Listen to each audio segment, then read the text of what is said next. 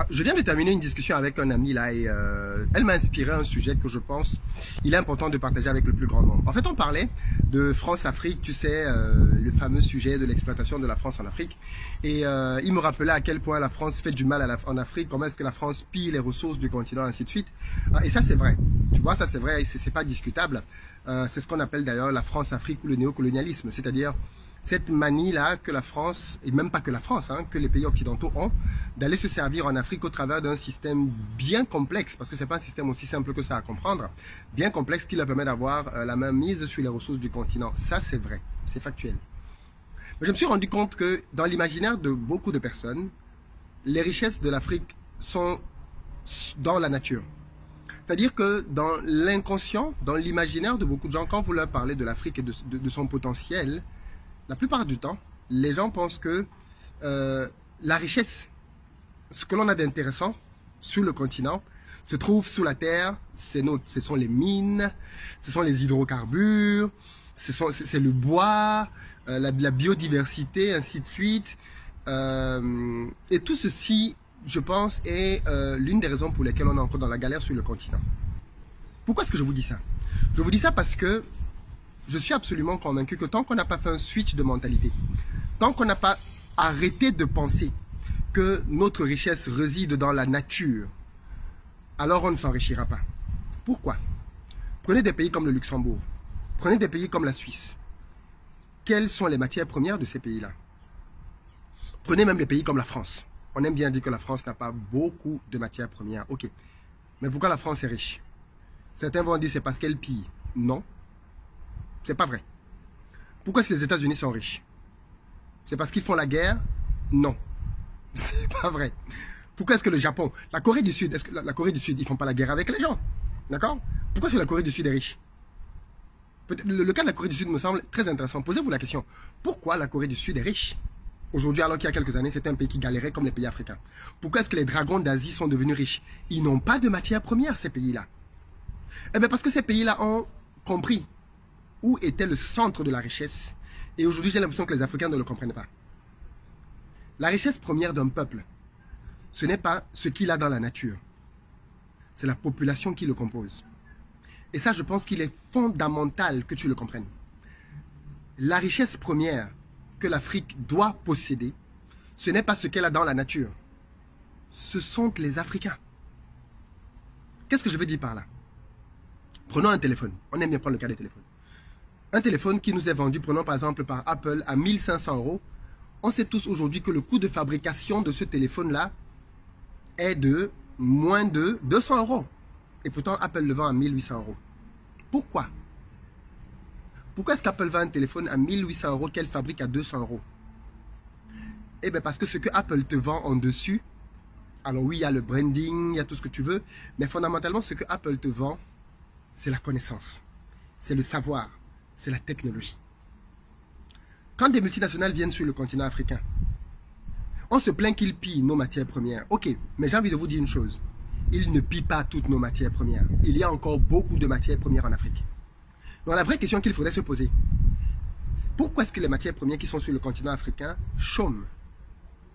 Pourquoi est-ce que ces matières premières ne sont pas exploitées? Et c'est là que ça fait mal, n'est-ce pas? Parce qu'on n'ose pas aborder ce type de questions. Vous savez pourquoi on ne les exploite pas? Parce qu'on ne sait pas. Tu as bien entendu, on ne sait pas comment le faire. Voilà pourquoi est-ce qu'on les vend à l'état brut. Dans bien des cas, on ne sait pas comment le faire. Je vous ai déjà pris cet exemple ici, et peut-être que certains d'entre vous sont passés à côté. Vous connaissez une seule entreprise africaine qui est leader mondial dans un domaine? Donnez-moi le nom de cette entreprise. Une seule. Or, cette question que je viens de vous poser, vous prenez tous les autres continents dans le monde, vous allez trouver des réponses. Des entreprises asiatiques qui sont leaders dans le monde, il y en a plein. Des entreprises européennes qui sont leaders dans le monde, il y en a plein. Des entreprises américaines qui sont leaders, il y en a plein. Des entreprises même sud-américaines qui sont leaders dans le monde, il y en a. Des entreprises africaines qui sont leaders dans le monde dans quelque chose, il n'y en a pas du tout. Voyons le problème donc? Eh bien c'est là le problème. Le problème c'est qu'en Afrique, nous n'avons pas, ou du moins nous ne sommes pas en train d'investir là où nous devons réellement faire une valeur ajoutée. Là où nous devons réellement faire une différence, c'est-à-dire investir dans la connaissance, dans le savoir, dans la technologie.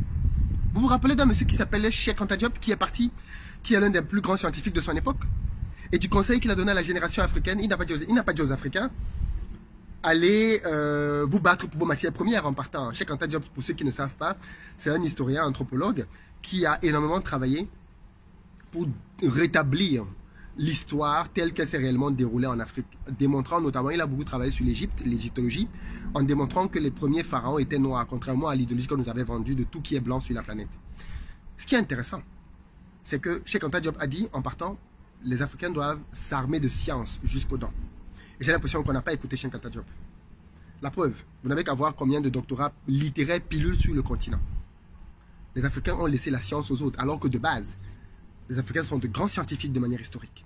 Les mathématiques sont nées en Afrique. Beaucoup de sciences sont nées en Afrique. Et aujourd'hui, on a laissé d'autres avoir le leadership dans ces domaines-là. Voilà pourquoi est-ce que des matières premières qui sont chez nous, même si on nous laisse avec ces matières premières-là, pendant 1000 ans, on ne va rien en faire. Parce qu'on ne sait pas comment les exploiter. Comment vous expliquer qu'en 2020, sur le continent africain, on ne fabrique rien? Même extrait, parce que l'extraction des matières premières, l'extraction des mines, du diamant, du pétrole, de l'or, généralement est fait par des entreprises occidentales sur le continent africain. Qu'est-ce qui nous empêche au Nigeria, par exemple, de commencer à nous-mêmes extraire le pétrole? Les pays du Middle East exploitent le pétrole eux-mêmes. Oui, le Qatar, l'Arabie Saoudite, oui, ils exploitent, les États eux-mêmes exploitent le pétrole. Ils permettent à des multinationales étrangères de venir et d'exploiter sur place, mais ils ont acquis la technologie. Nous, chez nous, on n'a pas la technologie. On n'a quasiment pas grande technologie. On a 2-3 choses que l'on sait faire comme ça, mais de manière véritablement long terme, il n'y a pas de science, il n'y a pas de technologie qu'on va dire que les Africains maîtrisent cette technologie-là. Et ça, c'est un problème très grave, les amis. Très, très, très grave. Parce que ça veut dire que on est obligé, en réalité, de vendre nos matières premières.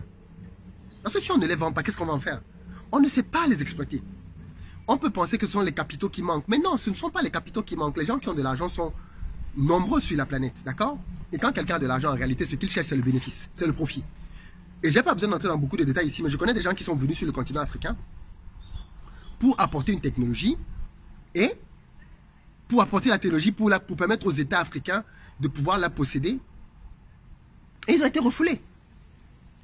On est dans des systèmes, et ça c'est vraiment quelque chose de très grave à comprendre. Parce que on est tout le temps à dire que l'Afrique doit se développer, les Africains doivent y contribuer, mais je pense qu'il faudrait que l'on comprenne comment. Certaines personnes me disent, on ne sera pas tous entrepreneurs. Bien sûr que je l'entends. Bien sûr que je l'entends. Mais ceux qui ne seront pas entrepreneurs, qu'est-ce qu'ils seront? Qu'est-ce qu'ils vont faire? Et je fais cette vidéo pour donner un conseil aux jeunes frères, aux jeunes sœurs qui arrivent en Europe pour faire des études. Arrêtez de venir faire des études banales en Europe. Arrêtez de venir faire des études de tout le monde en Occident. Venez faire des études stratégiques pour posséder la science qui va vous permettre de rentrer demain dans les pays différents en Afrique et apporter le savoir qui nous manque.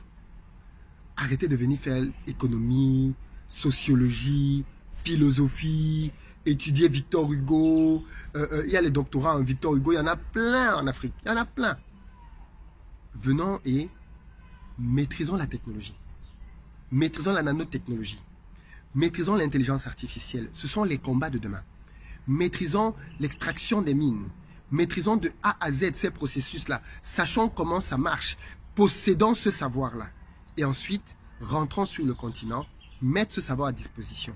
Vous savez que beaucoup de multinationales, quand elles viennent sur le continent, elles galèrent parce qu'il n'y a pas sur le continent des ressources techniques qui leur permettent de pouvoir travailler. Parce que peut-être que vous l'oubliez, mais pour une entreprise, faire venir un expatrié, c'est super cher par rapport à prendre un local. Parfois, on a l'impression que certaines multinationales font venir plein d'expatriés pour se faire plaisir. Non!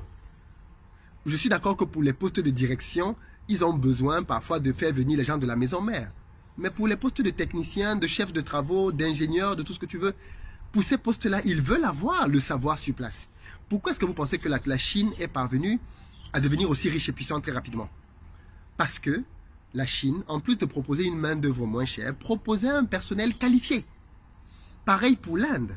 L'Inde aujourd'hui est très avancée dans le domaine de l'informatique parce que les Indiens ont vulgarisé la science. Moi, j'étais en Inde, j'étais à New Delhi. Les Indiens ont vulgarisé le développement informatique. Nous, on est toujours là, à boire les bières, à coller les petites, à manger, à danser. Nous, on est dans les challenges. Voilà, on est dans les challenges de danse. Je caricature à peine, mais vous comprenez ce que je veux dire. À un moment donné, il faut que l'on prenne conscience. À un moment donné, il faut que l'on réalise quels sont les vrais enjeux et que l'on décide de se battre pour cela. Parce que pour le moment, ce n'est pas ce qu'on est en train de faire. On en est même très loin. Et moi, je fais cette vidéo pour qu'on se réveille un peu. Pour que l'on réalise en fait qu'on est en train de passer à côté en fait. On est en train de passer à côté. On doit aujourd'hui, en réalité de manière stratégique, avant de se lancer dans un domaine dans le continent, on devrait plutôt se poser la question, quels sont les domaines dans lesquels, parce que dans tous les domaines que vous voulez, la science a une place prépondérante. Et je n'entends personne dire ça aux Africains. J'entends les gens demander d'aller boycotter. J'entends les gens demander d'aller casser. J'entends les gens demander d'aller manifester. Toutes ces actions-là, pas casser, mais boycotter, manifester, tout ce que vous voulez, ça a du sens. Mais ça reste des actions à court terme. On ne développe pas un pays avec le boycott. Ok? On ne développe pas un pays avec les manifestations. On développe un pays avec la technologie. Et que vous le vouliez ou non, tant que l'Occident sera plus avancé en termes de technologie que l'Afrique, tant que l'Asie sera plus avancée en termes de technologie que l'Afrique, l'Afrique sera le réservoir de toutes ces multinationales. Aussi simple que ça. Parce que le jour où tu sais fabriquer toi-même, tu demandes juste un crédit et tu fabriques. Le problème, c'est que chez nous, on ne sait pas fabriquer. On ne sait même pas détecter nos matières premières. Je ne sais pas si tu réalises à quel point c'est grave. C'est-à-dire, il y a même des pays en Afrique qui ne connaissent même pas la richesse de leur sous-sol. En Europe, les Européens savent tout ce qu'il y a de leur sous-sol. En Afrique, on ne sait pas ce qu'il y a dans notre sous-sol. Pourquoi? Parce que les Européens ne sont pas encore venus pour étudier. Voilà, les Européens ne sont pas venus pour étudier, donc on ne sait pas. Et le peu qu'on sait aujourd'hui, ce sont les Européens qui l'ont fait. Donc, on a une dépendance technologique et scientifique tellement grande que je veux bien que les uns et les autres comprennent et arrêtent de dire que l'Afrique est riche parce qu'elle a des matières premières. Non. Je l'ai déjà dit ici. Les matières premières n'enrichissent personne. On te laisse avec ta matière première, tu dors avec ça matin, midi, soir, ça ne va pas t'enrichir. Ceux qui deviennent riches, c'est ceux qui ont la connaissance. Quand tu as la connaissance, même si tu n'as pas la matière première, tu vas t'en sortir. La preuve, les pays qui ont la connaissance s'en sortent. Le Japon, qu'est-ce que le Japon a bon sang? Le Japon a pour seule matière première le poisson. Et pourtant, le Japon était à une époque, pendant très longtemps, deuxième puissance mondiale. Pourquoi? Technologie. Science. Technologie. Aujourd'hui, la 5G est en train de faire peur à tout le monde entier. Pourquoi? Parce que ceux qui maîtrisent la technologie de la 5G sont chinois. Huawei. Et ça fait peur à tout le monde. Parce que la 5G, on sait bien que c'est devenu impossible de faire sans. Dans combien d'années ça va arriver, on ne sait pas encore. Mais l'avance que la Chine a sur le reste du monde est tellement grand. Et on voit la guerre qu'il y a entre les États-Unis, la Chine, ainsi de suite. Parce que la Chine a la technologie. Et nous, les enjeux comme cela, on n'en parle même pas. Aller sur la Lune, oulala, les gens disent aux Africains qu'on... Non. Alors je dis pas, il y a 2-3 nations qui commencent à envoyer des satellites. Je suis pas ignorant de ce fait-là. Mais on doit vraiment réaliser que la véritable richesse du continent africain ne doit pas se situer dans la nature. Tant que l'Afrique est reconnue comme étant un continent riche à cause de sa nature, on demeurera dans la galère et la pauvreté. Je suis vraiment convaincu de ça. Le jour où les Africains vont se déployer pleinement dans la technologie, dans la science, ils vont maîtriser ça, les choses vont changer radicalement dans le monde entier. Et ça veut dire donc que toi, à ton niveau, tu as la possibilité d'agir pour que ces choses-là changent. Tu as la possibilité de t'investir ou de t'assurer que tes enfants, tes neveux, vont être des scientifiques émérites. Ils vont apprendre, ils vont maîtriser, ils vont chercher. La plupart des docteurs que je connais en Afrique, ce sont des docteurs en lettres. Des docteurs qui viennent sur les plateaux télé, qui pompent à longueur de journée des préceptes philosophiques.